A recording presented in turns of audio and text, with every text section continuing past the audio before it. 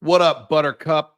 It's Caleb Jones. This is Sovereign CEO, location independent income through your own location independent business, international lifestyle, or international backup plan, whatever it is you want to live free and secure in the collapsing Western world in which we live. I will get to the topic in a few moments, as usual. I will explain if you're watching the video, I will explain my eyebrows in a minute. I have to go this every year and a half or so. I was listening to one of my own live stream podcasts today, actually.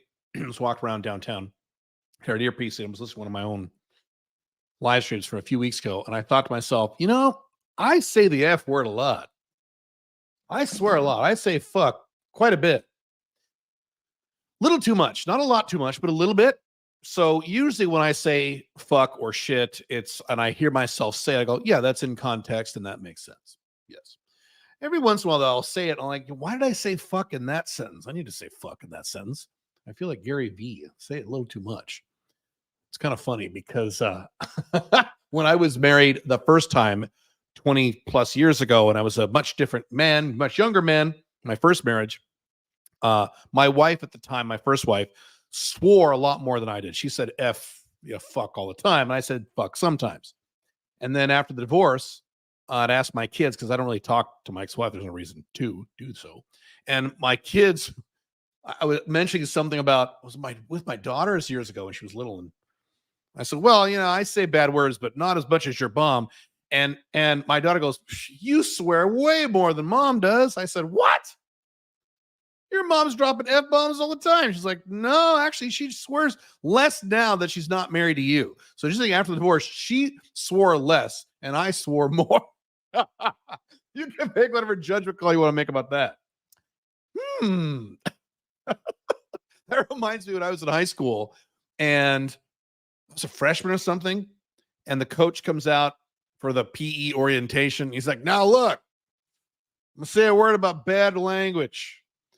Look, if you're out on the field and we're playing soccer and you get hit, like someone accidentally kicks you in the shin, you go, shit, that's fine. That's just a natural reaction. But if I walk around the corner, I remember him saying this, if I walk around the corner and I just hear a stream of filth coming out of your mouth, I'm going to kick your ass. So he had rules about that, swearing. I remember this was the same coach back then. I used to snap my fingers a lot when I was 14 or 13. I don't know why. It's a snap. And his back was turned to me, and I walk up behind him and say, hey, coach, I've just snapped my fingers. Like, do. He turns around. This is the same guy I said, don't swear. He turns around and looks at me and goes, you snap your fingers at me one more goddamn time, I'll break your goddamn fingers off. I'm like, see, this was the 80s. Back then, teachers could be like that in the 80s. Today, they're all appropriate and shit, right? Yes, I will explain my eyebrows in a few minutes when everyone is here, so I can only do it once. That way it prevents me repeating myself. Let's see. New chair? How'd you know that? God, you guys are really good on details. Yes, I got a new chair. What the fuck? Really? You can tell I got a new chair? I got a new chair. The old chair was okay, but not perfect. This is an Aaron chair. This costs a pretty penny. I've spent about, what did I spend on this? Over $1,000 US. These are kind of expensive, but it's ergonomically perfect for the ergonomics that I fucked up last year with the problem that I had. So I had to improve my chair. So my other chair is out in there, and I got to figure out what to do with it. I'm trying to give it away. Yeah. All right. We'll do a few questions here, and then we'll get started. As my eyebrows start to peel, they itch like fuck. I can't stand it. I'll explain in a minute.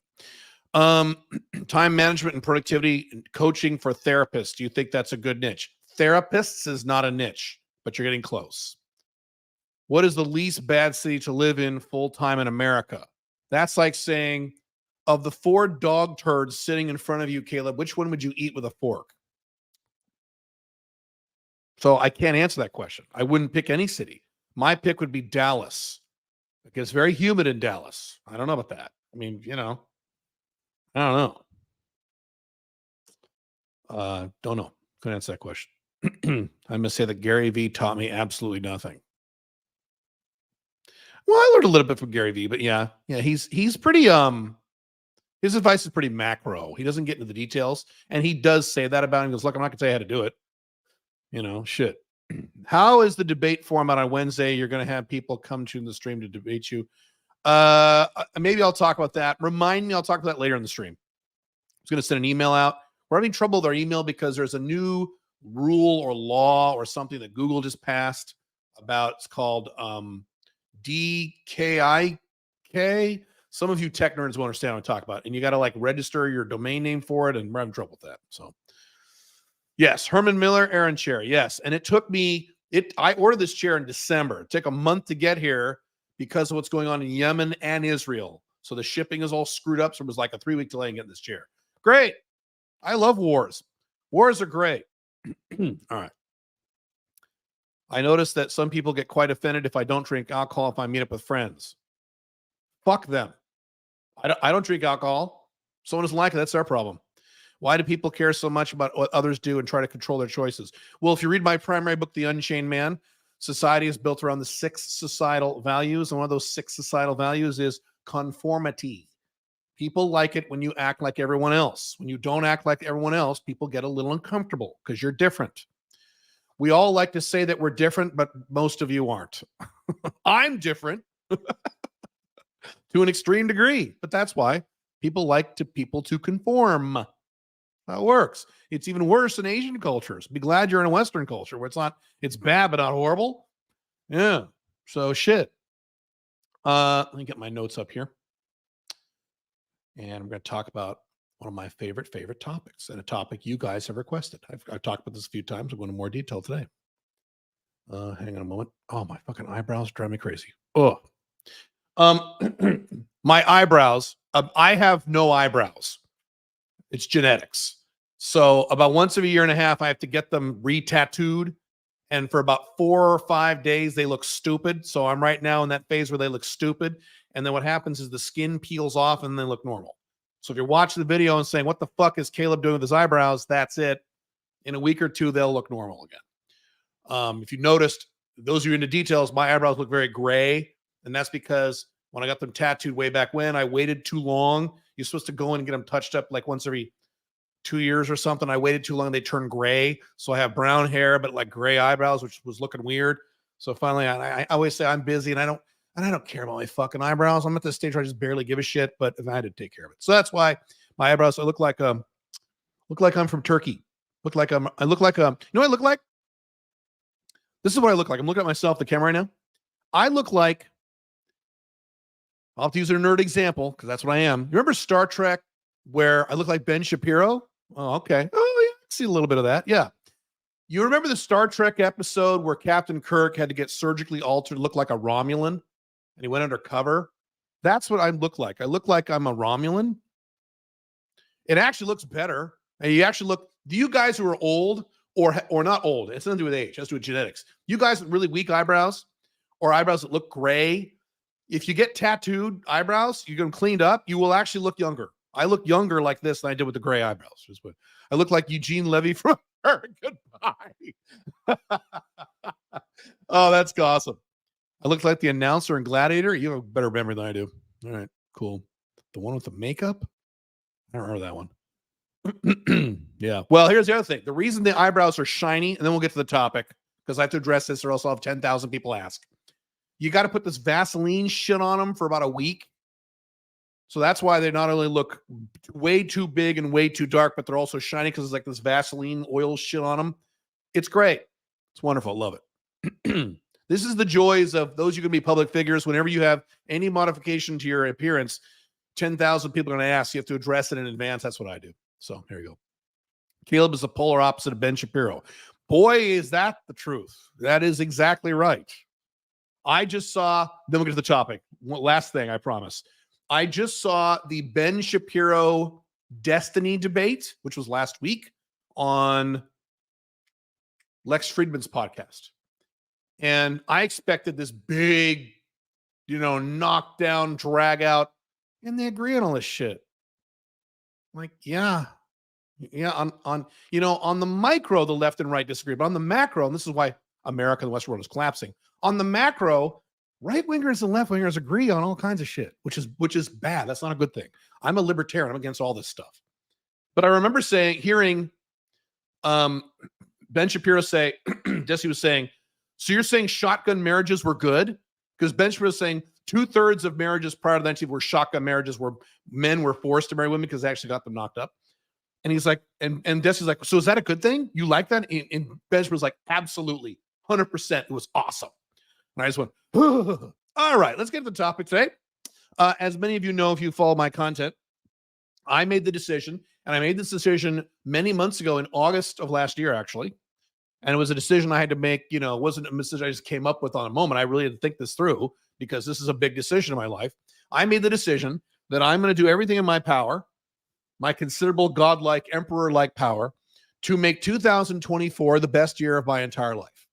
And that is going to be very difficult for a number of reasons. The biggest reason is, since I rearranged my life to something much better, which I talk about on my other channel, in 2007, so I'm 17 years into this new lifestyle, and part of that is location dependence and international lifestyle and things like that, owning your own business, things like that, is my life has been very, very good. It's been a paradise. I mean, it's been beyond my wildest dreams. So I've had a lot of years over the past 17 years or so, which were like beyond amazing. So for me to say 2024 is the best year of my life, that's going to be hard. I've had some really, really good years, and a bunch of them, like a lot of them, most of the years I've had in the past 17 years, minus last year and minus 2009-ish, have been fucking amazing. So now if your life sucks or is very mediocre and you say, I'm going to make 2024 the best year of my life, your odds are much better making that happen. That's the good news of having a more mediocre, shitty life, because your baseline is much lower. But when you live a great life and you say, okay, this year's going to be even better, it's hard. So it's not only is it difficult, it's complex, because I have to address multiple areas of my life to make sure that happens. It's not like I'm going to have the best income of my life. That's only one segment of my life. I have my income. I have my personal life. I have my physical health, my physical fitness. I have my travel. I have my lifestyle. I have my investments. I have all kinds of things. I have my family life. I had all kinds of things going on, right?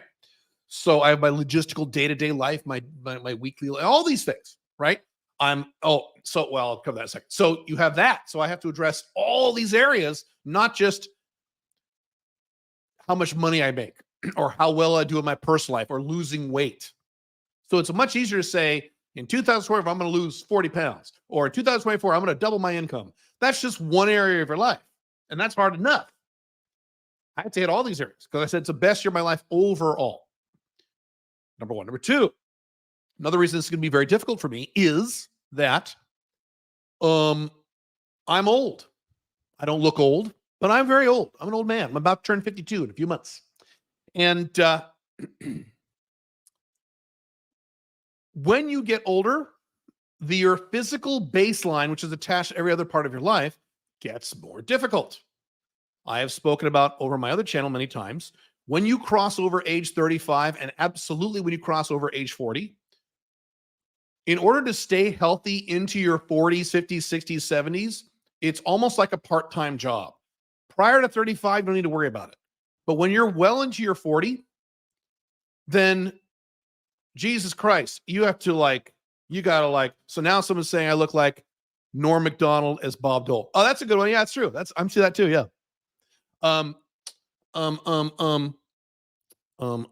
was I? Oh, right. So just to reach a physical baseline in your 40s, 50s, 60s, 70s, it's a lot more difficult when you're in your 40s, 50s, 60s, 70s than it was when you're 27 or 32. It's kind of automatic. So that's why last year, for example, I injured myself. How did I injure myself last year? I was lifting weights in a way I've been lifting weights for 20 years off and on. I didn't do anything new or different, but I'm an old man now. My body is over 50, and my body said, why are you lifting weights like that? Ow, hurt me. And I damaged myself in ways I would not have damaged myself if I was 28. So on top of that, So that's even another higher, or at least higher bar in terms of making my life the best year of my life. So this is complicated. This is a big project of mine. And January has been focused on the first quarter of the year. I'll talk about that in a second. And I've done reasonably well in January. Not as good as I could have done, but pretty good getting to that objective. So in this live stream, I've talked about this already a few times, things I'm going to go into great detail in this live stream / podcast on what I'm doing. I'm going to try not to itch my eyebrows. They itch so bad right now. I just want to tear this shit right off. But I'll suck it up. Let's see. Let me go to my notes here. Oh, right. I forgot about this. Third reason this is difficult. And I talked about this over the past few months. I am not only trying to scale my lifestyle, I am scaling while also simplifying. So normally when you scale out your business or scale out your lifestyle, you introduce new complexity. It gets bigger. What I am trying to do is scale my life while simplifying it at the same time. So I have this scale and simplify at the same time, in addition to making 2024 the best year of my life. Holy shit. And just irrelevant of the fact that I want to make 2024 the best year of my life. If you're going to try to scale something while simplifying it, making things more simple, boy, is that hard. I mean, that's been a project I've been working on for like 4 or 5 months now, and it's hard work. And your brain doesn't want to do it. Your body doesn't want to do it. If you work with a lot of people, I do, some of those people don't want to do it. It sucks. It requires changes that not everyone's happy about, including me, including some of my customers, including people I work with, and including people close to me, because these are big changes. But they have to be done. So you have that level of complexity on top of that. So it's not just, I'm going to start a new company and make $1 bazillion. It's, I'm going to make $1 bazillion while simplifying everything in terms of my financial life, my work life, my personal life, everything else. Hard. That's hard. Just doing one of those two things, just scaling is difficult enough, or not scaling, but simplifying. If you said, I want to simplify my lifestyle, but keep my income the same, that alone would be difficult. I'm doing both at the same time. Hard. Okay. This is so far, and I'm sure it will be, one of the most difficult projects of my entire life because of those 3 reasons. It's hard. Now, I can do it, but it's going to be hard. And it has been hard. And it's going to get harder, certain aspects of it. Most aspects of it, the hard part's over. So here's the thing. And I mentioned this on prior podcasts and live streams. When you want to make a certain year the best year of your life, you don't start on January 1st of that year. You need to get started several months in advance. So I've been working on 2024 starting back in August of last year, literally. August, September, not so much September, October, November, hardcore, December, hardcore in December. So I've been working on 2024 since August of 2023. So I'm not saying you can't make this year a good year because you're starting in January. You still can. And again, if the bar is lower, then that's fine. Okay. So first, I have mentioned this before. I'm going to go into more detail about this now. I'm going to go through the processes I'm using to affect this change in my life, scale, simplify, and make 2024 the best year of my life all at the same time. Hang on, I need a drink. First thing is I am in the process, and I've done this a lot already, but I'm not 100% there. And this is a hard thing to do when you've been thinking a certain way for many years. So for most of my adult life, I have thought based on years, time from a year. So December, I set goals for the next year, and then I focus on the year, and I hit annual goals, and I double check, and then you have quarterly goals that go to your 6-month goals, that go to the annual goals. It's all around the annual goals. It's all based around the year. Okay. What I've been doing, and I've been doing this for about 5-6 years now, but I'm still not 100% there, but I really got to do it now, is I'm retraining my brain to think in terms of quarters. I've mentioned this before. Focusing on quarters, living quarter to quarter strategically is much better than focusing on years. Why is that? Well, it's because, now first let's back up. What is a year What is a year? We just made it up, right? It's all societal programming. What is a year? It's a number of days based on the Gregorian calendar. We just made this shit up. Well, no, Caleb, it's attached to the Earth going around the sun. And okay, but the Earth going around the sun, what does that do with you? Nothing. So it's a completely arbitrary time measurement that we build up as this big thing. When you celebrate your birthday and it's your 37th birthday, is it really your 37th birthday? No, because of leap years and stuff, you're way off. You're not exactly 37 years old. And again, what is a year in terms of unit of measurement anyway? It's all arbitrary. So thinking in terms of years is just something that you've copied from society. Now, I'm not saying that's bad, but is it optimal? If you want to make big changes in your life? No. What's optional is quarters. Now, well, Caleb, that's also an arbitrary measure. Yes, but here's the difference between quarters and years. In a given quarter, you can make real things. You can make real changes, significant changes, and it's close enough to the current day to pull upon your behavior. So I've talked about many times, when you set a goal, the further out the goal is, the less pull and the less influence it has on your daily day-to-day behavior. So if tomorrow you set a 5-year goal, 2 weeks from now, is that going to get you real excited to get out of bed and get to work for something that's not going to happen for 5 years? No. Whereas if you set a weekly goal for in 7 days, that's much more likely for you to go, oh shit, I got to get this done. It's due in 5 days. So the problem with annual goals is you set them in January or December. And then in January, you're excited for a week or two. And then you go, I got 11 and a half months to get this shit done. Right? Whereas if you set them for quarterly goals, which would mean on January 1st, you're setting goals for March 31st instead of December 31st. You're like, oh shit, I got to get this shit done. Now, if it's all about setting goals close to the current day, why not set them in a week? Because how much changes can you make in a week? Can you triple your income in a week? No. How much weight can you lose in a week?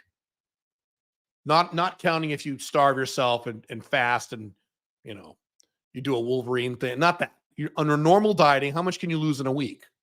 Enough for people can see a difference? No. How much weight can you lose in 12 weeks? A lot. You could look totally different in 12 weeks, can't you?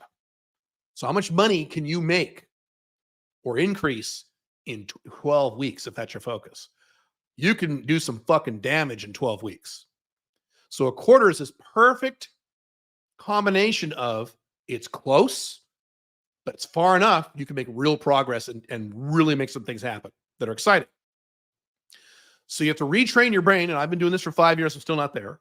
Instead of thinking 2024, you think quarter 1, 2024, March 31st. Instead of saying, so what I've been saying last few weeks is, instead of 2024, I've been thinking March 31st. And yesterday, I was planning out my week yesterday, and I was going through my plan, my objectives for this quarter, a bunch of to-do items, and I'm already behind on shit. There's stuff I should have done January 20th that didn't get done. And instead of saying, I got 11 months to figure this out, I went, oh, fuck. So I rejiggered them, and they're going to get done now. Because March 31st is going to be pretty quick. Okay? That's a whole different thing. Where did I learn this? From numerous people who make a lot more money than me, starting with Dan Sullivan, if those of you know he is. Dan Sullivan makes something like $27, $28 million a year, and he works 3 days a week. Yeah. So these are guys who know what they're doing, and they're all based on quarter. His whole life is around quarters, and he does long-term, like 25 sets of 25 quarters. Pretty neat. Coaches that I'm working with who make a lot more money than me, they're all about quarters. You start talking about what you want to do in 2024 or your annual goals in 2023, and they go, yeah, whatever. Quarters. What are you going to do by the end of this quarter? March 31st. So second quarter would be what? Let's see, March, April, May, June. June 31st. Or is it June 30th? Let's look that up. I want to say that right. Or say that correctly, I should say.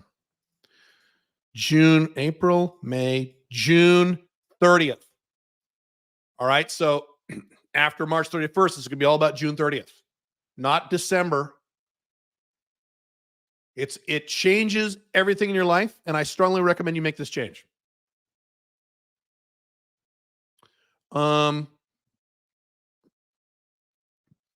Sullivan. Dan Sullivan is the guy in charge of Strategic Coach. He's written a few books, not many. He is a genius. He's a business genius. He's extraordinary. Very different personality than me, radically different. He's on YouTube a little bit. He makes so much money, he doesn't give a fuck about YouTube, but he's on there a little bit. He's an older guy. Fantastic. And here's what I have done. And I've learned this from several different people, plus some of my own stuff. What I do every quarter, the end of any quarter, is, and I certainly did that in December, is I sat down and made a list of all the things that need to get done. These are, you can think of these as projects or to-do items or activity goals, however your brain thinks about this. You make a big list. Everything's got to be done by the end of the quarter. Everything, in order to achieve the goals you want. And then I have result goals, 3 or 4 or 5, by March 31st. Matter of fact, let me bring this up. You won't see this. I can't show you this stuff, but hang on a sec. Let me put on my Scrooge McDuck glasses, which you know, make my eyebrows even look stranger. It'd be great. I'm going to pull up my quarterly plan. And I'm going to give you the kind of the structure that I'm using, that I have found works. Let's see here. Got a lot of files here. Doop doop doop. What if you think you can hit a goal in 12 weeks, you know it'll take, what if you don't think you hit a goal in 12 weeks, you know it'll take longer? Then what is a sub goal? What can you hit in 12 weeks to get maybe 50% there or 80% there or 30% there? That's what you do. I will give you an example of that in a second. Okay, hang on, step by step. So I have an entire weekly planning system where I plan my entire week. Let's see here. Goals and standards for quarter 1, 2024. Okay, here we go. Pull this up here. Really quick, if you were asking questions on this. Serious thoughts of making it 5 blocks of 10 weeks. That sounds like you're overcomplicating things. Yes. You could, if that works for you. Sure. Let's see. Okay. So it says goals for first quarter 2024. And then in giant letters, giant blue letters, it says the best year of my entire life. That's the whole point of doing this, right? Then it has activity goals for first quarter 2024. Then it says present to March 31st. That's these are due. And there's a whole bunch of things there. There are approximately, how many to-do items are here? 1, 2, 3, 4, 5. There's about, in my case, and there may not be as much for you, but I live a more complicated life than most of you. There's about 30 items here, maybe 20, 28, 29 items, things that have to get done by the 31st. Okay. I can't read most of them. I could give you some of them. Let's see here. There's a certain book I want to finish reading, and it's a book that has to directly do with this objective. Let's see. New name and logo chosen for Sovereign CEO. We're going to rebrand Sovereign CEO. Most of you don't even know what Sovereign means. You can't even spell it. The logo, I think, is kind of weak. We're going to redo all that. So that's going to happen. Let's see. Another book to read. I can't tell you that one. I can't tell you that one. I can't tell you that one. There's a certain system I'm going to have in place. We don't currently have placed down for joint ventures. Both new blogs, official blogs. Right now I have new blogs, and you can go read over them. I'm writing articles for those now. They're active now, but they're in temporary positions. We're gonna have the real blog coming soon. That the new Unchained Man is published. Okay, that bunch of stuff. So then what I have is I went back through. I learned I had to do this. You can't just say, okay, here's 27 goals due in 30 days. No. Instead, what you do is, I talked about my eyebrows already. Watch the replay. So you go through each item and you assign a date to each item. So it's not like I have a list of things. I have a list of dates before every item. So first thing here says Jan 8th, which I did. Jan 20th, Jan 20th, Jan 20th. So much. I got one thing due Jan 26th that I have not done. I'm behind schedule on that one. Then another one for Jan 31st. I got 4 goals, 4 items here that are due Jan 31st. I have one that's due February 5th. I have about 4 due February 15th. I've got 1, 2, 3, 4, 5, 6, 7, 8, 9 due on February 28th. 1 for February 29th and 1 for March 31st. So I don't just say, okay, I got 3 months to do all this shit. Oh, no. These are goals that are higher priority than others and listed by sequence. Certain things have to happen before other things. So whenever I plan my week or plan my day or plan my every 3 days to use E3D or anything, I look at this first, and this tells me exactly where I got to go. I know exactly what I got to do. There's no question. Then I have my result goals. 1, 2, 3, 4, 5, 6 result goals by March 31st. The result goal is a result, an activity. A result goal is make $100,000 a year by January, right? That's a result goal. An activity goal is make 100 cold calls by this date. So activity goals are 100% in your control. Result goals are not. They're close to your control, but not exactly. So I've got 6 here. I'll give you an idea what they are. I have a numerical objective for return on my Instagram ads. I have a numerical objective for a return on my YouTube ads. I have gross revenue objectives for every month, January, February, and March, that I work with my CFO with a gross total for quarter 1. I have a certain amount I want to weigh on the scale. As always, I'm always fuck with that. I have a certain amount of daily work average. I want to do at least 4 days per week. I work 6 to 7 days a week, but I have a certain amount of goals, a certain amount of hours I want to hit at least 4 days a week. And then I have my last goal is a certain amount of increased number of people on my mailing list. That's it. Those are my goals for the first quarter. Now, all those goals have to do with my active, certain companies. I have some other goals due later in the year that have nothing to do with Sovereign CEO, Alpha Male 2.0, but those are not this quarter, those are next quarter. And I have future quarters. I have some ideas for goals based on what I want to do for the year. Okay, but deal with those later. I'm only focused on this quarter. Then below that, I have a list of standards that I came up with for myself. These are weekly standards, daily standards. These are standards I hold myself to. Number of days per week I'm going to work out. Let's see. Daily and weekly time goals I'm going to hit unless I'm traveling. Some stuff around my diet. A certain amount of free time I want to start taking.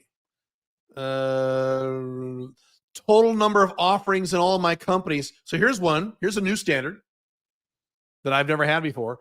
Total number. Now, this is for me, not for you. Do not copy this. You should not do this unless you already make what I make. Okay? You should have a large product line of a ton of things. My goal here is, it's not a goal, it's a standard. The total number of offerings in any company I own to 4 or less, 2 is even better. So I'm simplifying. You don't do that. You should have 17 things you're selling. When you get to my income level, then you can scale down. Anyway, that's what I've got there. Okay, that's how I'm doing this. Hardcore shit. Okay, next thing I'm doing. How are we doing on time? I gotta hurry. Okay. Next thing. So that's quarterly. That's the first system I'm doing to make 2020 for the rest of my life, to simplify and scale at the same time. Oh my God, my eyebrows itch. I just want to go. Argh. They'll look normal in about a week. Let's see. Next thing. And I started doing this a few months ago.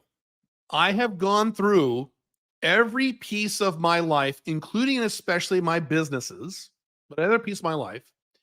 And I will evaluate every item in my life, every person in my life, including every person I work with, every system in my life. Certainly most of these systems are going to be in my business life. Some are in my personal life. Some are in my fitness life, right? Okay.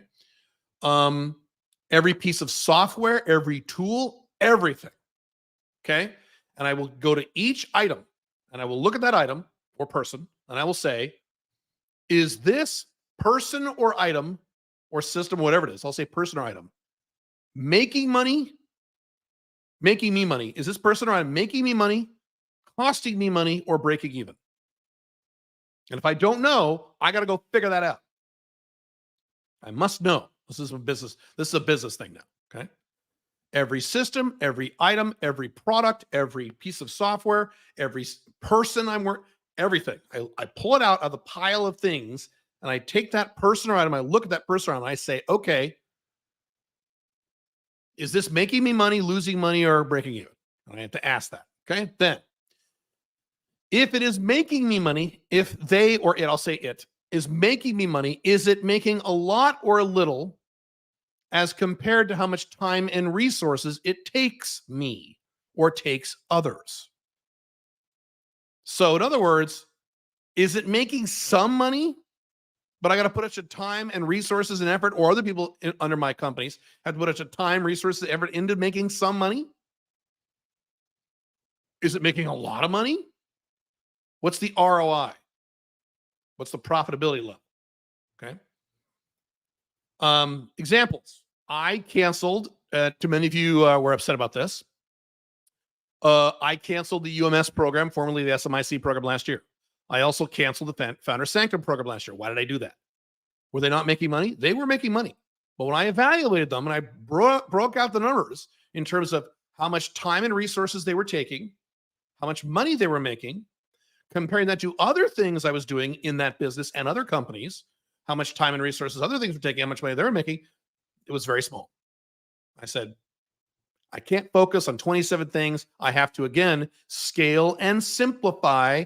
I've got to eliminate these things. Or perhaps outsource these things. No, I have news on some of that stuff in a few weeks.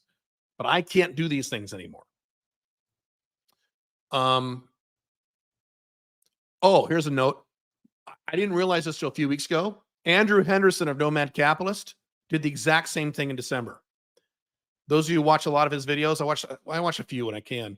He in December or January, I think it was December, he canceled. He had a kind of a low ticket program. I didn't even know he had it. He had kind of a low ticket for him. Program was like a monthly subscription thing, just like UMS and Founder Sanctum, and he canceled it. And a bunch of people were furious at him, like, why'd you cancel? And he did this video, Paula, I'm sorry. And he said exactly what I said around the same time. It takes too much resources, doesn't make us enough money. The other things we're doing are making us way more money on far less resources. That was my scenario. Does that mean I don't like UMS? I love doing UMS. It was awesome. I still miss it. Founder Sanctum too. Love this program to death. I'm trying to simplify and scale. So, and by the way, you got to take emotion out of this thing, out of this stuff. Sometimes you got to fire people. Sometimes you got to shut down whole things you took years to develop. You got to shut them all down. You have to make those decisions in business. Nothing personal. You have to take your emotions out of this. Here's the opposite of doing that. I've worked in companies as a consultant where I give my fact-finding stuff to the CEO or whatever. And I'll say, in order to improve the productivity of this department, you got to fire Larry. Larry sucks. Larry is doing 1/10 the workload of other people. Everyone in the department is complaining about him. The paperwork flow is a bottleneck because he's so fucking slow. You got to fire fucking Larry. Nice guy, great guy. And the CEO say, well, yeah, I know, but I can't fire Larry. I mean, he's worked here for 18 years. He's got 4 kids. He's a great guy. I can't fire Larry. All right. That means you're not thinking like a business owner. You're thinking like something else. You're thinking like a charity. Now, if you want to go start a charity, go start a charity. I donate the money to charity every month. Charities are wonderful. Some. Businesses aren't charities. They're there to design profit for the shareholders. And if you want to be a communist, go ahead. Go move to North Korea. Be a communist. It's fine. So you got to de-emotionalize this stuff, which I usually don't have a problem with. The next question I ask is, if it's making money or maybe breaking even, and it's not sucking up a lot of resources, what is the profit potential for it making more money if I improved it? So some things in a business may not be making that much money and may not be taking that much resources, but if you just spent a month tweaking the fuck out of it, you can make a shitload of money. I've experienced this. I took my income from my dating ebooks in my other company several years ago. Now, it was many years ago. And I took about a year and a half and I revamped all the ebooks, updated them, cleaned them up, fixed the typos, the typesetting, made them more professional. And I mean, I forget the numbers now. I think I quadrupled my income on that stuff. It was amazing. And it's a few hours a week for me. Not a big deal. So a big, huge ROI. Sometimes that's the case. I'm reading my own notes here. These things are all these things, focusing on quarters, scaling, simplifying, trying to make a certain year the best year of your life, making these significant changes, shutting down things you were doing, firing people that you were working with in your personal life. Let's use a personal parallel, which I don't really talk about this channel. That's more my other channel, but just as a brief aside, some of you are hanging out with friends who you should be hanging out with. Matter of fact, a strong percentage of you are probably hanging out with friends you should be hanging out with. Losers. You're hanging out with losers, and you shouldn't. And you know you shouldn't, but you're being a pussy. Well, I can't get rid of him. He's been my friend for 7 years. You want to be happy? You want to be successful? Which one do you want to be? Or do you want to hang around losers? Some of your women, some of you men who are single are dating women you should be dating. And some of you women are dating guys you shouldn't be dating. And when I say that, you go, yeah. It's not you go, hey, man, fuck you. As soon as I say it, you go, yeah, I shouldn't. Well, what the fuck are you doing then? Same thing. You got to eject people from your life sometimes. And you know what? The way I view this is my fault. Everything in my life is my fault. I've said this 10,000 times. I've written entire articles about this. I've done entire podcasts about this. Everything in my life is my fault. So if I have someone in my life, business, personal, whatever, it doesn't matter, okay? And this person is still around, it's not their fault. It's not their failing, it's mine. So I'm correcting something that I did. It's not their fault. It's not me, it's you. That's actually very true. Have you ever been in a scenario where you had to, in your personal life, you had to stop seeing someone? This is if you're a man or a woman, it doesn't matter. You had to stop seeing one, and the person was a perfectly fine person, but that person wasn't good for you. I've been in that scenario more than once. Perfectly fine person. Nothing wrong with her. Bad for me. And therefore bad for her. You're being codependent. So be aware that these are stressful changes and you're not going to want to do them. And you're going to feel sad, and you're going to feel uncomfortable, and you're going to feel like I just listened to a YouTube video a few days ago of a 24-year-old guy, 24? He's 24 years old, 7-figure income. Multi-millionaire at age 24. And one of the thing he said that was a big part of his success is, and he kept saying over and over again, it's very interesting. He goes, I lean into pain. I go after the pain. So it's like, oh, that's painful. I don't want to do it. I reoriented my brain to go after the pain. And that's why I started from age 18 with no money to 24, making 7-figure, almost 8-figure income. This guy. I'm going after the pain. I lean into the pain. I'm like, perfect. That's exactly right. That's how this works sometimes. You got to go after the things that are uncomfortable. That's what people, if being successful and happy long-term was easy, everyone would do it, but they don't because they want to make these stressful changes. Okay. The other problem with this is people are going to be upset with you when you make these changes. People are going to be pissed. They're not going to be happy. I'm talking about in your work and in your personal life, both. Do you have people who are not in your work and not in your personal life? Is there a third category? I guess dating would be part of your personal life. So yeah, everything. There are people who are not happy with what you're doing. There are, let's see, right now, there are 4 people in my entire life, business and personal, who are either a little upset with me or very upset with me because the changes that I've been making for the past 4 months. There is at least one more person, maybe 2, who, no, it was not Iman Ghazali, who will be upset in a few weeks. Changes I haven't made yet. And most of these people are people I love, people I really like a lot. Most of them, not all of them. Some I don't give a fuck about, but some I care about. So, then I go, oh no, I better go back to the way it was. I better go back to what wasn't working in 2023. No. So it's stressful and people are going to be pissed. This is when you look yourself in the mirror and ask yourself what you're made of. Are you a man or a woman? Or are you a child? Are you a baby? What are you? And go back to being average. It's fine. Which is, well, there is a problem being average in the collapsing Western world, but that's another topic. Okay. Let me go on here. They also started. Yeah. So here's a summation. All of these people, and by the way, there were some other people who were upset last year too. Most people not. So I don't want to overblow this. Most people involved in these changes were very, very cool about it. Changes in my personal life, changes in my business life. The vast majority are like, hey, that makes sense. But there's 2 or 3 or 4 like, what the fuck? And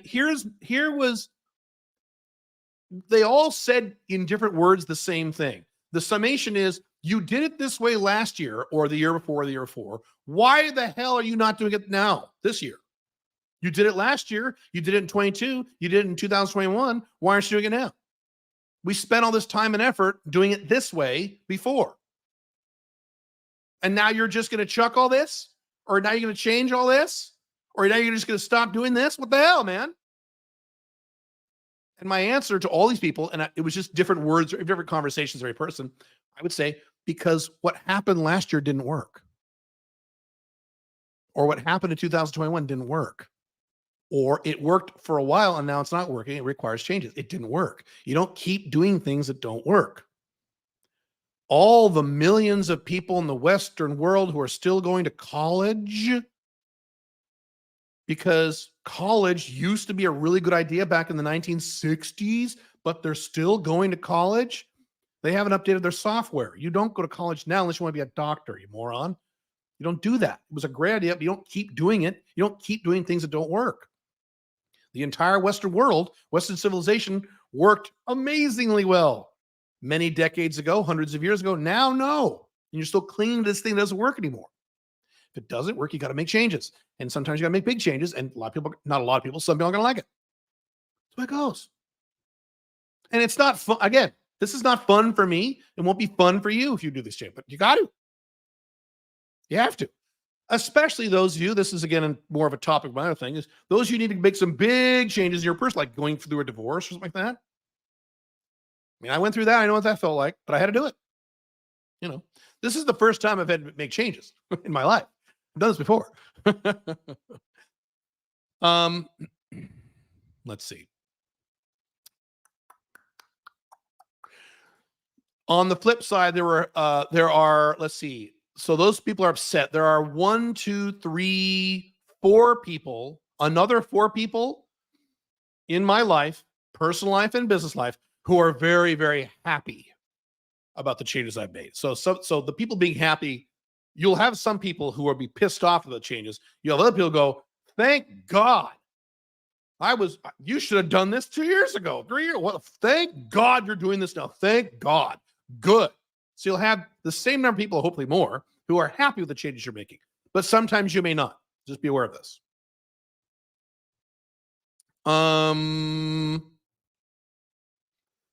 That's how we do it on time. I could go on, but that's the core of it. So the big takeaway is evaluating every aspect of your life. So let me finish up with this, and then we'll talk about something else. If it's not a numerical business thing, if it's something in your personal life, okay, does this person, thing, or system, instead of saying how much money does it make me, how happy does it make me? Well, it makes me unhappy sometimes and happy others. Okay, so if you deduct the unhappy from the happy, what's left? A lot or a little? Then if it's a little, how much unhappiness does it create? A lot of you are in relationships or friendships, friendships or dating or married relationships where it's not bad, but the time and effort and resources, emotional effort, emotional resources, sometimes financial resources, time is so huge. If the person was gone or the system was gone or the thing was gone, you'd be so much more relaxed and happy, even though technically there are some good things about that thing or system or person. I haven't owned a car in several years. And for a while, I kind of missed having a car for a while, not long. And did owning a car make me happy? A little, yeah, but it required so much, especially as a Five Flags lifestyle. I travel, I'm gone for months at a time. The insurance, the gas, the upkeep, storing the goddamn thing. When you go somewhere looking for parking, all that crap that most people just take for granted, that's out of my life now. I don't have any of this. I'm here in Dubai. I don't own a car. I'm never going to own a car ever again for the rest of my life. Okay. I know people here, plenty of people who own cars in Dubai, and it's just a fucking nightmare. They got to, go down and get their car, then they got to drive, and they got to dick with traffic, and the traffic's pretty bad here in Dubai because it's bad everywhere in the world. Then they got to figure out parking, and you make a wrong turn. All this stress that people have owning a car, I don't have any of that. You can say, but I want a car. Yeah, you're thinking about the one positive. You're ignoring all the negatives. Now, as I've said on the 2 videos I did where I say why I don't own a car, if you're a car enthusiast, if that's your real hobby and your passion, you need to own a car. If you live out in the country, you need to own a car. Minus those 2 things, if you live in or near a city and you're not a car person, you don't need a fucking car anymore. That's just an emotional thing I get. So that's just an example of what I'm talking about. So that's not a business thing. That's a thing of my personal life, right? People, same thing. Some people need to be ejected. Some systems to be ejected. Maybe where you live, maybe the type of home you live in, all that stuff. Certainly the country where you live. You live in the United States right now. You don't realize how much stress you are incurring by living in the United States. And I will add to that Canada and the UK. There's some other Western countries a little less stress, maybe not Australia. But certainly if you live in the US, Canada, or UK, the amount of stress that you're feeling every fucking day just because you live in one of these 3 horrible collapsing countries that you're just used to now. If you go to Mexico, Panama, Paraguay, Armenia, Dubai, Malaysia, Bali, and you spend time there, oh, this is so much nicer. You don't realize it because you're fucking used to it. That's why you have to go through these analyses. Let me talk about really quick the 90-day business builder really fast. Hang on a second. This is awesome. Hang on. Wow, my screen is huge. No, we'll get to your questions. Yeah, living in Canada is so stressful. I know, Canada, and it's strange. You would never think to say that, 20 years ago. Living in Canada is stressful. Canada, historically, is one of the nicest places in the world to live, right? Today, no. You live in the United States, Canada, UK. There are not a lot of Canadians or Americans who live here in Dubai, but there's a lot of people in the UK because it's closer. And they're like, oh, thank God. A lot of Germans here too. Oh, and they're like me. They're like, oh, thank God. There's someone I know right now who lives in Dubai. She's back in Germany now because there's a family problem. And she's fucking miserable because everyone's here is mad. Everyone's depressed. The weather sucks. And I'm like, yeah, that's exactly what I experienced in America when I went back to the United States in December for Christmas. Everyone's pissed off. Everyone's negative. Weather sucks. Yeah. Hang on a moment here.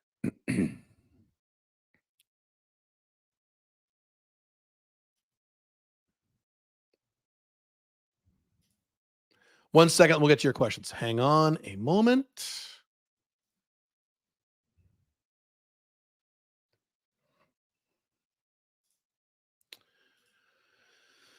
Real fast. I'll go through this really quick. If you want a result in your life, you have 2 options. It's pretty simple, pretty straightforward. You can do it all by yourself. That's option 1. You can do all the research and listen to all the YouTube videos and buy all the books and read all the books and listen to all the podcasts and make a bunch of notes and try a bunch of things that work. Or you can get help from someone who's already done it. Personalized help from someone who's already done it. Which one do you think will get you the result faster? Boy, have I learned this. I hire coaches all the time. I've been doing this for years. I buy everything I sell. I buy online courses. I buy ebooks. I pay my own coaches. 90-Day Business Builder is where we work with you, take you by the hand over a 12-week period to get you a location independent business, your own business, even if you're starting from zero, within 12 weeks. Even if you have no idea what to do or how to get started, this is a program for beginners. If you're not a beginner, if you're intermediate, maybe. But if you're like, I don't know what to do, I don't know what to sell, I have no idea, this program is for you. It is precisely designed for you. You will be making real money within 12 weeks, as long as you do what we tell you to do. If you don't do it, then no. And we guarantee you'll be making money from your brand new business within 12 weeks. That's 3 months. Talk about quarterly goal. And we're talking about an Alpha 2.0 Sovereign CEO business where it increases your freedom, increases your free time, and increases your mobility instead of a traditional business, which sucks the life out of you.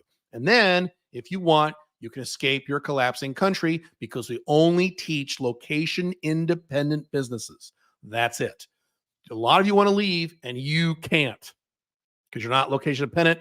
You could be location-dependent within 3 months. Again, even if you've never started a business in your entire life. Some random sampling of some people who went through this program. Jordan was in this program a few months ago, or last year. He made $14,000 from his second client. He was a bank teller. He had never started a business in his entire life. His first client, I think, was, I don't remember, I want to say $2,000. $14,000 from his second customer. Never started a business in life. Kevin made $5,000 in 3 weeks. He's an engineer. Never had a business before in his entire life. 3 weeks. Before we even got to the marketing phase, he was making this. Cliff made $3,500. He works on boats within 5 weeks in the program. Jason made $1,800 from his first 2 clients within, I believe, his first month. And so on. We have 2 guys in the current group right now, the current group that I'm working with right now. Billy and I, all the coaches working with right now, okay? 2 guys who just got their first 1 or 2 clients. I think the first guy made $2,000 and the second guy made, I don't want to give wrong numbers, I think $2,800. Not sure. If you watch the recording, you can put in the comments if we were one of those guys how much money you made. I forget. This shit works if you do what we tell you to do. It is now open for enrollment again, but not for very long. You have until February 5th. That is a week from today. You have exactly 1 week. And the reason for that is we start the curriculum on February 10th, which is the following Saturday. And you can't sign up. We've learned this. You can't sign up right before we start because there's a bunch of things you have to do. And we have some analytics on this. If you have a week before you get started or longer, your odds of succeeding go up. If you sign up right before we start, there's a bunch of stuff you got to do and you're rushing and your odds of success go down. So the absolute cutoff is midnight next Monday, February 5th. Get your call scheduled. Here's everything you get really quick. You get 36 live Zoom sessions. These are not recorded. These are live. Many of them are with me. That means you get 3 per week for 12 weeks. 3 per week for 12 weeks. Good luck finding another program at this price point. You get 3 sessions a week for 12 weeks. It used to be 1 session a week. Then we made it 2 sessions a week. Now it's 3. And the price is actually less than when it was 1. We've added more content and reduced the price. Now we have 3 phases. The first month is we determine your niche and your offering. We spend like 5 weeks on that. Nothing but niche, niche, niche, niche. It's the most important decision you make, and it's the hardest decision to do. We spend like 5 weeks on this. Then the middle month is logistics. That's kind of the easiest month. Setting up your website, setting up your autoresponder, setting up your checking accounts, setting up your LLC if you want to do that. All that logistical junk, okay? Then in month 3, we get you customers, and we get you market. We discuss marketing. Now, here's what's interesting. We are discovering that the people who make money in this program, all the examples I just gave you a minute ago, all of them made money before we even got to the marketing part of the program. They made money during the niche part when they did niche research. So, and the 2 guys who just got their first few clients, I know this is true with one. I'm not sure with the second one. Same deal there. They were making money before they even got to the marketing section. So by the time they got to the marketing section, they already were making money. Awesome. I didn't know that would happen. All the sessions are recorded and they're yours forever. You have daily support, 24/7 around the clock support in our base camp. I have purchased a separate base camp just for this program. You have an accountability coach. You also get a structured curriculum in the base camp. We give you specific to-do lists every week. We tell you exactly what to do. Okay, do this, do this, do this. Okay, now the new week, do this, do this, do this, do, and you get assignments. We take it through the entire process. You don't have to think about anything. Accountability coaches who will help you through base camp if you fall behind, if you have questions. We have accountability coaches in there at least 5 days a week. Sometimes 7 days, depending on what we're doing. You also get, as soon as you sign up, videos you can't get. Videos I have done for this program, you cannot get it anywhere else in any of my other courses that are only for this program. There's about 22 of them. How to do cold calls, how to do copywriting, how to set up a niche. You name it, it's in there. And I add videos all the time. We just added a bunch more last month due to requests. You also get, as a bonus, we throw this in there, of my courses, the Alpha 2.0 business course, which is like a 6-hour course on how to set your location-dependent business, how to get clients. That's got 17 lessons. You get that as part of the program. We just give it to you for free as soon as you sign up. And my book, Big Income from Little Work, on how to set up a location-dependent business. So you get those 3 courses immediately as soon as you sign up, plus all the training videos. And they're yours forever. If you don't do anything in the program, they're yours forever. Here's the guarantee of the program. You will make at least $1,000. You'll make more than $1,000. But you'll make at least $1,000. We guarantee it in the 12 weeks, provided you do what we tell you to do. You can't just sit around and do nothing, obviously. If you're not making $1,000 by the program ends, your 12 weeks, we will work with you for free forever until you do. Literally. Because we have a pretty good idea you'll make the money. If you do what we tell you to do, you'll make the money. And you'll make a lot more than $1,000. Matter of fact, here's another thing. I'm 90% sure on this. We have never had anyone make money in this program. We've never had anyone in this program make just $1,000 and that's it. They make way more than $1,000. So there you go. We have several different versions at several different price points. And we have a lot of possible discounts. Caleb, how much is it? It's several $1,000s, tax deductible. You can make payments. I'll discuss that in a minute. I can't give an exact price right now because I don't know what discounts you'll qualify for. We have like 12, 13 different ways to qualify for various discounts for the program, depending on if you bought other stuff or all kinds of things. Schedule your call and ask your questions. We'll get all that. So it's a few $1,000s. It is a few $1,000s. However, you can make, my logo's in the way, sorry about that. You can make monthly payments for this program up to 12 months, depending on where you live and a few other factors. We've got a 12-month payment plan. We have a 3-month payment plan. I think we have a 6-month payment plan too. I'm not sure. 0 interest and no late fees on the payments, ever. No interest, no late fees. You can pay up to 12 months. Fine with me. Do not care. Terms vary. The terms based on the number of months vary based on where you live because we're dealing with banks and certain banks, certain service, certain countries and others. Okay. You'll get the best terms, by the way, if you live in the United States or Canada. And that's not up to me. That's up to the bank. Sorry. But you can still do payments no matter where you live. 90daybizbuilder.com. Go there to book your call. You need to have your call booked by Monday, Feb 5th, or I'm sorry you can't get in. We cannot let you in. That is your deadline. I'm sorry. If you're not sure, book the call. You can ask all the questions you want. You might even get me. Probably won't get me, but that's it. Okay. Let me get your questions. Boop. Questions. Let me see here. Let me scroll back up, see if I missed any. Hang on, someone take a drink. If you have any questions, just go ahead and put them in the chat.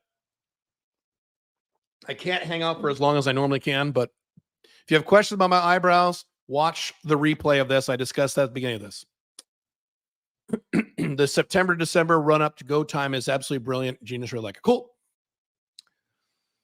It needs to be its own Unchained Man glossary term. You're right. It should. But you know what? Here's the problem. The Unchained Man was working this morning. If that book is getting really way too big. I can't add any more. I can't add any more than what I'm already adding. I'm like, Jesus Christ, this book is going to be fucking huge. Has Kayla revealed who his well-known trainer is? I have not. I should, huh? I haven't got a lot of results because I injured myself. I want to get the results and then bring them on. Or, I passed the 1K mark in my Alpha 2.0 business for marketing, but realizing I would rather work on a YouTube channel because it's more passive and don't have to deal with clients. I think they'd be happier with that. Is it okay to switch? You do whatever you want. It's your business. I think that's a terrible idea. The odds of you making money passively on YouTube, extraordinarily low. It's very difficult to make money on YouTube now. Extremely difficult. You saw how much trouble I've had doing it. If you don't want to deal with clients, do something else that doesn't require you to base your entire income based on YouTube. You know what I'm now seeing on YouTube in terms of how bad it's getting on YouTube? Historically, when you saw a YouTube channel with 87 followers, the videos were shit, right? What I have noticed last few months, okay, as it's gotten harder and harder on YouTube to make anything, I am noticing, I don't know if you guys have seen the same thing. I'm noticing YouTube channels, you'll watch a video from some guy with 87 subscribers, and the video has 140 views, and the video's good. It's got, professional quality behind it. The guy actually is using software and he's putting up screenshots, and then there's swipes, and then there's sound effects, and the lighting is good, and the guy's got 87 followers. No, terrible idea, in my view. You mentioned providing a service to get the money faster. Are you speaking of doing it on Upwork? You mentioned providing a service to get the money faster. I don't know what you mean. I don't understand your question. If you could rewrite your question, that'd be great. I don't understand your question.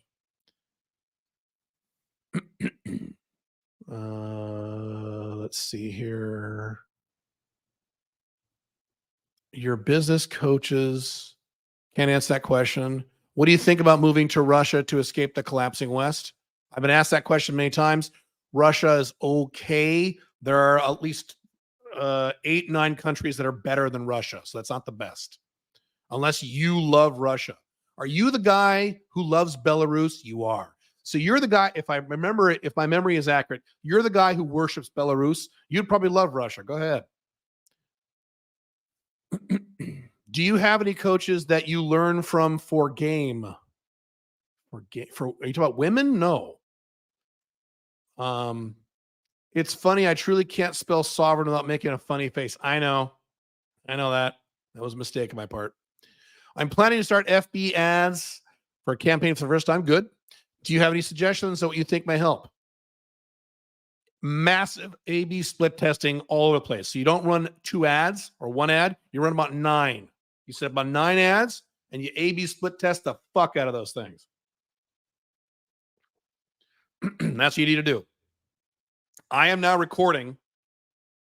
As soon as these eyebrows get fixed in a few days and the skin peels off, I'm recording. I talked to this business builder. I'm recording 5 or 6 YouTube ad openers, so hooks, 3 YouTube ad bodies, and about 5 CTAs. So you can combine all those for a possible 120 videos.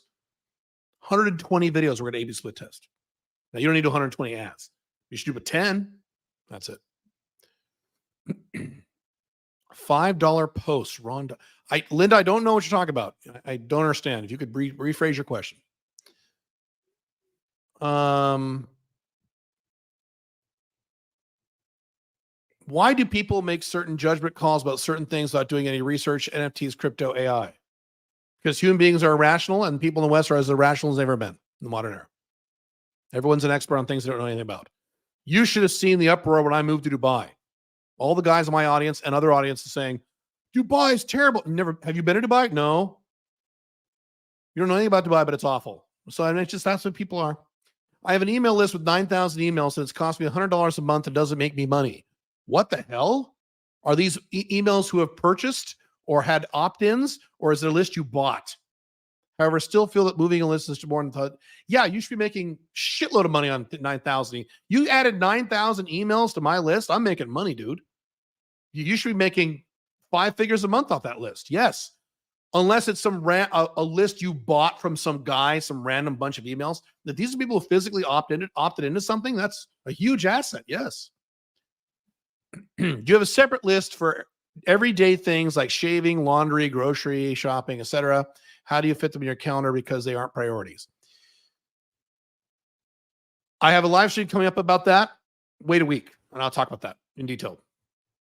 Caleb's optimization things, I think, is the biggest and most powerful secret of all his business content. I just wrote an article that's going up on the Sovereign CEO blog either today or next Monday about that. Coincidentally.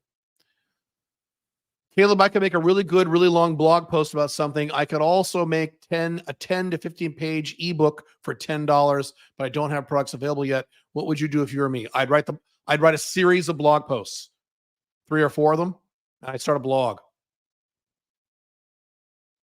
And then sell your thing later. Also, I don't have a website cookie policy pop-up. Subscription services for that are expensive. Think I'm cool just waiting. You don't need to worry about that yet, but you should put that on. You don't need you don't need the cookie policy pop-up. That's a European thing. You do need a link at the bottom that has a privacy policy link. You do that.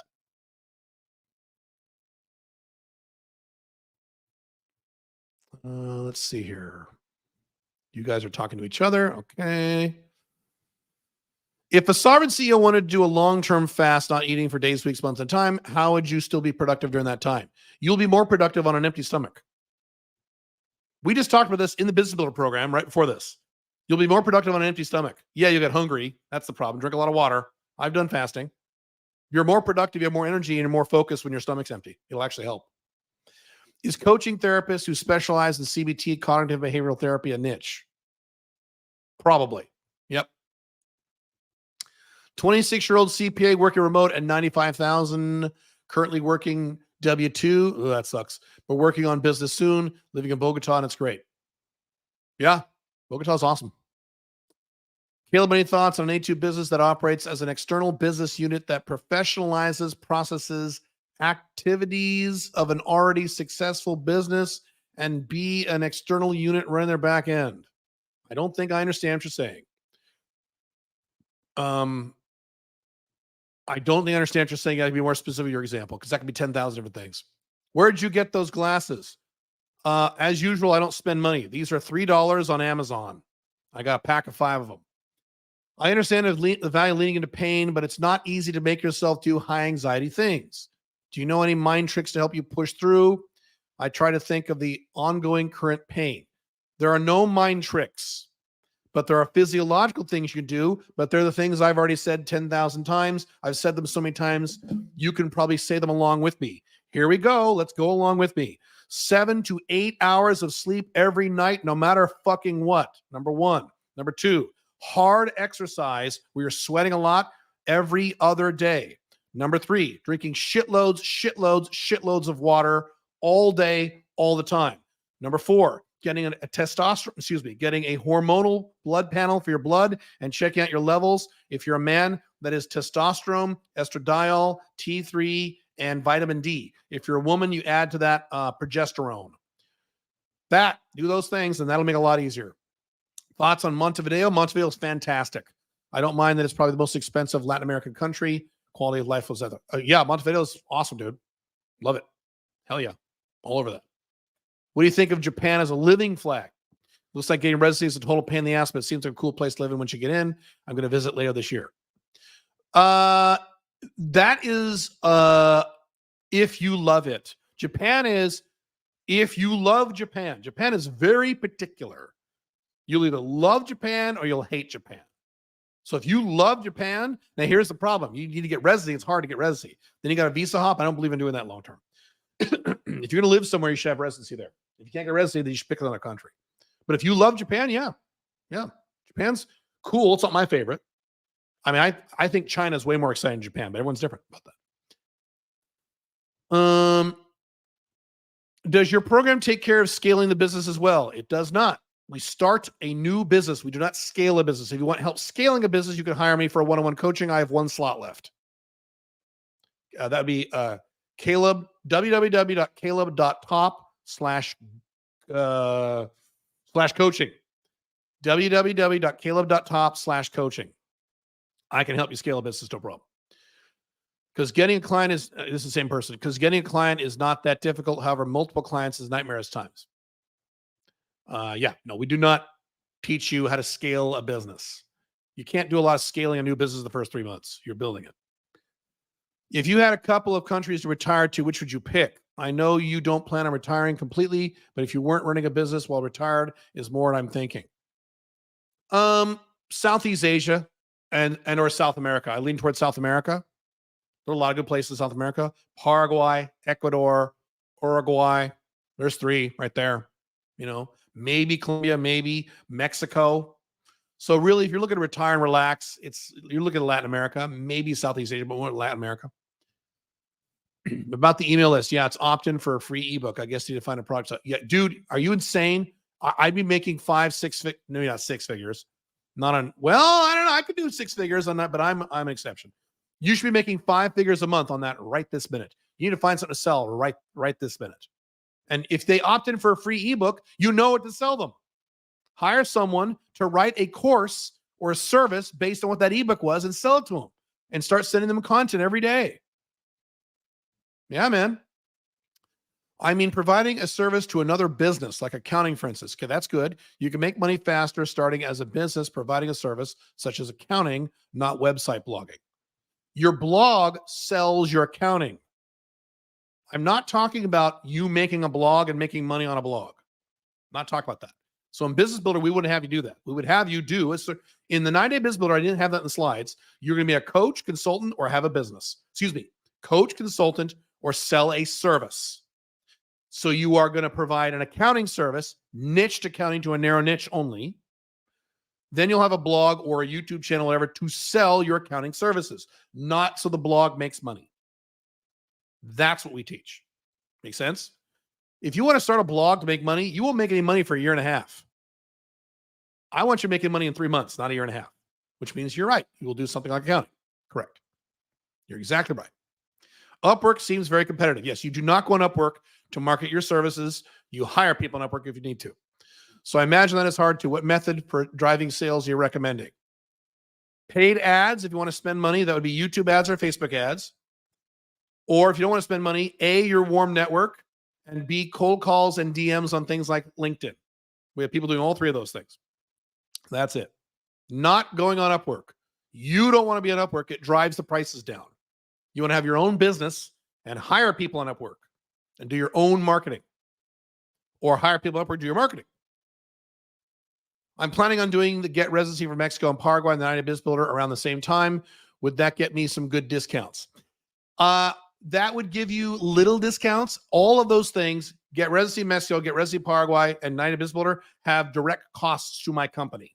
It's not like a video course where I sell it to you for $1,000 and my profit is $1,000, so I can give you a huge discounts. These aren't like that. If you buy Business Builder from me and it costs several $1,000s, I don't get several $1,000s. I get a little tiny percentage at the end after I paid a whole bunch of other people. So yes, we've given people little discounts. If you buy a bunch of stuff, big stuff at the same time, sure, but not big ones. But yeah, a little bit, sure. Tell your guy, because those are 2 different calls you got to make.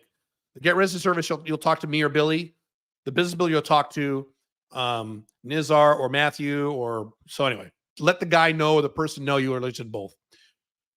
Are women more likely to spend money for coaching? I don't know the answer to that question.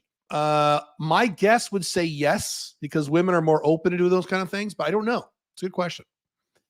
Is tax preparation and bookkeeping business a good idea? Only if it is micro niche to a very narrow type of business. Then yes. Otherwise, no, it is a terrible idea. What do you think of Lima, Peru? I generally like Peru. Lima is a very, very, very big city. There are other places in Latin America I like better, but nothing wrong with Peru. Yeah. For business products and services, making €1,000 or more on a single transaction seems quite easy. Oh, more than that, dude. What's the limit you find, however, for a consumer single purchase? There is no limit. There are guys who buy masterminds for $75,000, single purchase consumer. So I don't know what you mean. There's no limit. Got to think bigger, dude. Is the 12-month payment option for 9 business available for UK residents? No, it is not. You'll have to do the 3-month option or I don't know. You have to schedule a call and ask. No. The 12-month pay, the banks will not let us do that. We tried. We tried hard, trust me. So, how many mentors do you work with at a time? Well, I usually don't work with any mentors. This is a new thing for me. Usually the answer is 0. For me, 0. I'm not a mentor guy, which is my mistake. I probably should be. These days it's 1-ish. 1-ish. Talking to a guy now who he's retired. He built a company, $250 million. And then he sold it. And he bought 5 more companies. And now he's scaling those. I mean, he's not scaling. He's just sitting back and telling people what to do at this point. But, you know. Is tax preparation for expats a good idea? Expats is not a niche. Much more niche than that. All right. Do I need to go? Yeah, I can hang out for a few more minutes. Yeah, a few more minutes, and then I got to go. 90daybizbuilder.com. Schedule your call. At least you can get your questions answered. Because you've got a week. And that's a hard deadline.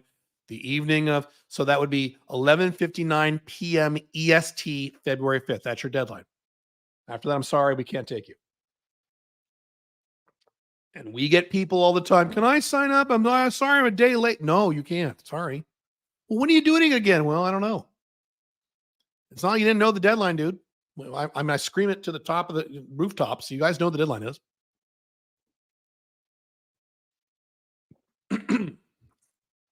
What do you think about changing niche to people who will spend more money as you changing niche? I don't understand. What do you think about changing niche to people who will spend more money as you gain more experience and knowledge and become more confident? Yes, whatever business you start, excuse me, whatever business you start this year will not be the same business you'll be doing 10 years from now. You'll be doing something different. We live in a VUCA world, which means that it's a constantly changing world. I am not selling the exact same stuff I sold 10 years ago. 10 years from now, I promise you, I will be selling very different things 10 years than I will be today. So, of course, as you get better, as you make more money, that's the main thing, as you make more money, as you get more confident, you get more experience, as you get older, yes, your opinion is going to change and your desire, and the world will change. Your audience, my audience, I've had an online audience since 2009, 15 years-ish, right? My audience wants different things than they wanted back in 2000. Not radically different, but there's some distinct differences to what my audience wanted in 2010 and today what they want in 2024. Some things are the same. Some things are different. So that too. So absolutely. Yeah, that's normal. Would you recommend going hardcore on paying off college debt or building a business first? I don't know why you can't do both at the same time. Unless you're saying, go get a second and third job and blow my brains out and pay off my college debt and then starting a business, that'd be an option. The question would be, if you got a second and third job, you're really going to work those hours. I don't think that's what you're asking, though. How long would that take you to pay off? Could you get debt-free this year? Then I might do it. Yeah, I might do it. Yep. Because you can't, if you're in the United States today, well, you can't just get rid of your college debt. That's there with you forever because it's governmental. You can't bankrupt your way out of college debt. Isn't that great? I'm sure Glad America promotes college as something young people should do. It's awesome. Can't remember if you told us your favorite channels to watch on YouTube. I've never told you that. No. Do you follow some regularly? I don't waste a lot of time. So if I'm on YouTube, I'm there for very specific reasons, where I'm listening to a video and I'm taking notes on it, or I'm listening to it just to decompress while I'm like making my dinner or something. So there's various channels. I should do a live show on that, one of my favorite YouTube videos, my favorite YouTube people. A lot of them I can't even name their names. I don't know their names. Like the guy I just told you about, the 24-year-old guy who does 7 figures. I forget his name. I don't remember his name. Alex Ramosi is pretty good. The decompressed fun YouTube videos I watch or listen to now, they're awesome. Are these AI presidents videos? They're hilarious. Where it's Obama, Trump, and Joe Biden, and their AI voices, they sound identical, and they go on like adventures, and they're like all friends, or they like play video games, they yell at each other. Some of them, when they play video games, they trash talk each other, and some of them, they go on like adventures, like they go to a haunted house, or they go back in time. There's a whole series where they're in like grade school and they do sleepovers, and like one of their friends is Andrew Tate, and it's just hilarious. And Alex Jones, it's awesome. So those are really fun. Is starting an investment newsletter a good idea, assuming it's niched down properly? Assuming it's niched down properly, yes. You better be micro fucking niched. That's a saturated industry, yeah. How transferable are coaching skills for consulting? About 60%. You're a good coach, you're about 60% there to just immediately starting a consulting practice. Maybe 70%, really similar. At least 60%, if not more. So 60% plus. Yeah.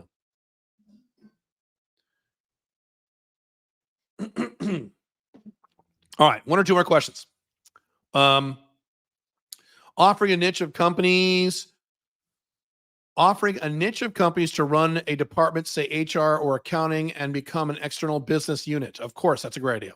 Essentially letting the niche be practitioners and me becoming their backend that runs their business. Yes, I did mobile IT that way for years. That is a fantastic thing to do. As long as it's a narrow niche type of company you're doing HR accounting for. Yes. Big yes. As long as you're narrow niched. Not real estate companies. That's not a niche. Yeah, I could be debt-free this year with student debt. It went from 30K to 23K in 3 months. Could qualify for foreign earning conclusion as I'm living abroad as well.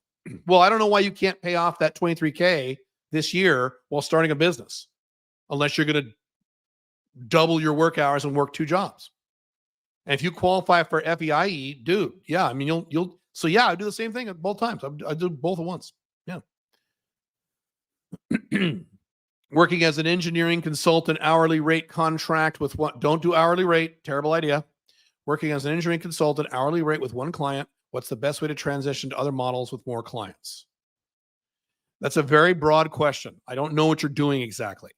You need to start contacting other people in your niche via LinkedIn. You need to have a very clean, simple website that demonstrates the improvements that you will make for your clients, not your expertise, not where you went to school. No one cares. The improvements you'll make to your future clients, number one. Number two, you need to stop charging hourly. If you're a consultant, you only charge by the project using value-based pricing, which I've talked about in other videos and podcasts. Go watch those. Or by retainer, flat monthly fee. You do never charge by the hour when you're a consultant, ever. Kelly Carlin, George Carlin's daughter, yes, I know this, suing the creator who made the George Carlin special. That's one of the podcasts I listen to. It's called Dudesy. It's Will Sasso. He's awesome. And it's an AI run podcast. It's hilarious. And I listened to that I mentioned that George Carlin thing a few weeks ago. I listened to the whole thing while I was working out in this building downstairs. Yes, you're going to see a lot of this. You're going to see a lot of people start suing people with this until we figure out how we figure out this AI thing, which, as I said in a video I did last year, we are not ready. That is a big problem that's going to happen. Not AI. AI is great. The modern day Westerner is as stupid and irrational as they've ever been. They're not ready for this technology. If this technology happened in the 1960s, 1980s, it'd be great. Today, in the collapsing Western world, where people will actually vote for Joe Biden because they don't like Trump, or people will actually vote for Trump because they think he's going to build a wall, the population's not ready for it. It's going to be a mess for many years. It's going to be awful. So get ready. There's going to be a lot of chaos in the next years because of AI. Not because of AI, because of people's overreaction or incorrect reactions to AI. Exactly what I said about COVID, and I was 100% accurate when people got mad at me back in March of 2020. I said, COVID, the disease, is going to be no big deal. A few people are going to die. It's going to be like a heavy flu. It's going to be no big deal. But what is going to be a serious fucking problem is everyone's overreaction. Stock market crashes, government closures. We're going to shut down the earth. That is going to be a problem. And I was right. My prediction, not really predictions, my guess, less of a prediction, more of a guess. AI is going to be the same thing. AI is going to be great. And there'll be some problems, but it'll be great. It'll be people overreacting to how horrible. Imagine for a minute. I'm outcome independent, so I don't care. But most people are outcome dependent. Imagine for a minute. Someone makes a YouTube video of you. And it looks identical to you and sounds like you. And they're saying all kinds of horrible shit. Like racist shit or like sexual shit. You'd lose your fucking mind. Now, if that happened to me, I'd laugh and I would somehow monetize it. because I'm outcome independent. But human beings aren't like this. You'd lose your fucking mind, wouldn't you? And that's going to happen all over the place. It's going to be a fucking mess. Yeah. So, yeah. All right. All right. Last question. Hey, Caleb, I live in Canada, but moved to Bulgaria. Okay. Would that still be better living in Canada? Yeah, it's less bad. Also, I don't think Bulgaria is collapsing. Eastern Europe will go under when Western Europe collapses, but it won't be hit nearly as hard. You can watch my videos. I've talked about Eastern Europe. Is Eastern Europe collapsing? Go watch that video. So Bulgaria, is it as bad as Canada? No, it's still, there are a lot of better places you could go to. How do we not know if you are right, if you are AI right now? Good point. Because AI can't do this yet. AI can't do this yet. I will talk about something in the next live stream on Alpha Male 2.0 over my other channel I do on Wednesday. I will talk about something I will be doing with AI over for Alpha Male 2.0. Can't talk about that here. So join me on Wednesday for the live stream then or podcast. I'm going to let you guys go. 90daybizbuilder.com. You have 1 week, and that's it. Cool? Cool. All right. Bye, guys.